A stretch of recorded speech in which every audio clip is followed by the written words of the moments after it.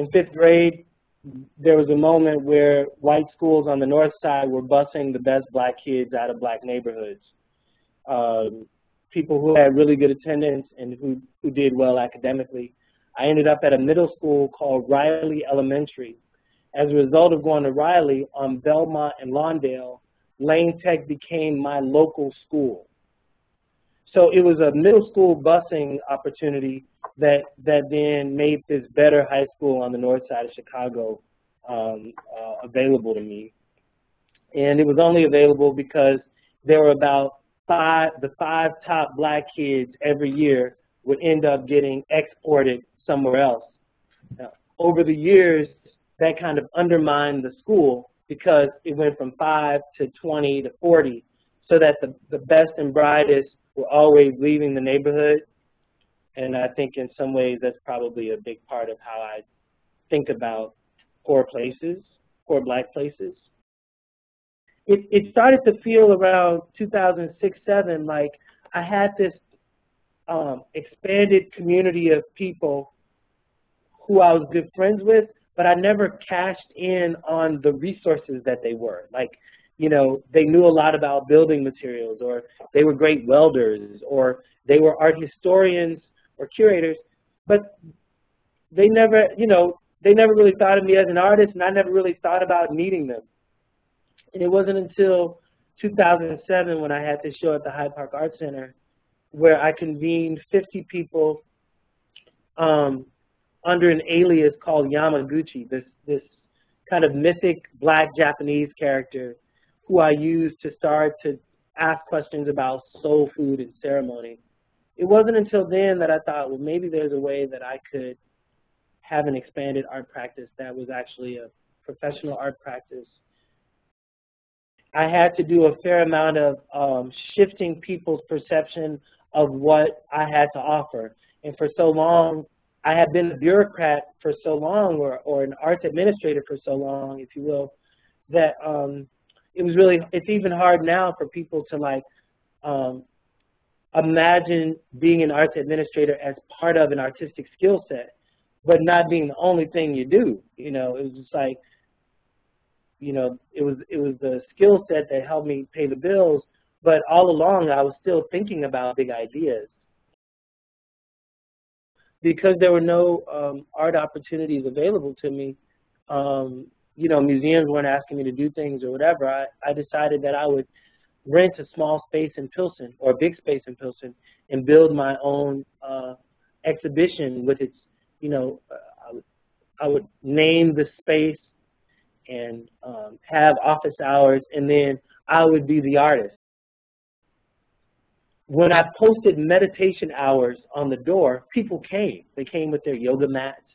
They came, you know, wanting a yogic, psychic experience. And so, you know, like a good performer, I gave it to them. I just give it out. You know, like, you know, what do yogis do? Let me try to do that and do it better than yogis, you know. The Whitney Biennial was coming up, and Francesco Bonomi, the curator for the biennial, had heard that I was doing these large performances and connecting different parts of the city, and that I could do it on a shoestring budget and have a lot of impact. And, you know, the Whitney needed something to happen in the courtyard, and asked me if there was a way that I could then move this material again to convert the courtyard. And I said, yeah, I'd love to. If you have a courageous thought that happens, you know, inside or outside of a formal institution, you just do it. You just do it. And, you know, and you have these new mechanisms like Kickstarter, where you can, like, have a project and then invite people in to help you out. You know, that if I were to ask myself, what's at stake in being an artist, most of it is I want to make my work. I want the respect of my peers, a little bit of shine every once in a while, and somebody to smile, or a pretty girl or a nice guy say, Theaster, I heard you give that talk. That was really nice. Please come to my, you know, gallery opening. that kind of like shared comradeship is really important. And then you want to make some money if you can. But if that's the case, there's so many ways you can do that, and you don't necessarily need to do it with a museum, you know. And so, like, what are the other venues for cultural production that could be equally satisfying, and that could take advantage of the big city? I help the provost think about how money gets spent and how new programs are created on and off campus for the University of Chicago. The other part of my title is Artist in Residence. And what's cool about this dual title is that it gives value to my life as a researching and practicing maker. I live where I live. It's an arbitrary place. It was the place that I could afford when I started working at the University of Chicago. It's the hood.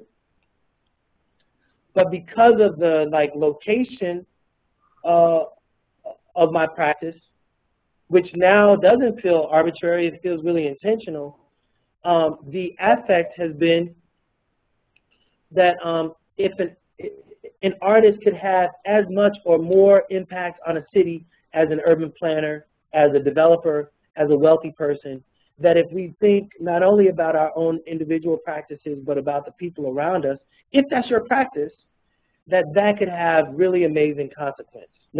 And it was having consequence when nobody knew me as an artist, and I was just the weirdo neighbor who mowed everybody's lawn, and now when other people want to help out. So I think the effect that I hope is that more artists would feel like we're some badass, powerful people, right? I'm not really interested in a material specificity, or I'm not out to lick painting, or that maybe even my investment in objects is secondary to my curiosity and concern about the neglect that cities have given certain neighborhoods. Blight. I think I can eradicate blight. You don't get overwhelmed by the eradication of blight. That has to then turn into moments where shit happens. Like, never have I felt more confident that the things that are happening at the margins of high culture is the best shit ever, and that we should all just, whatever we're on, just stay on it.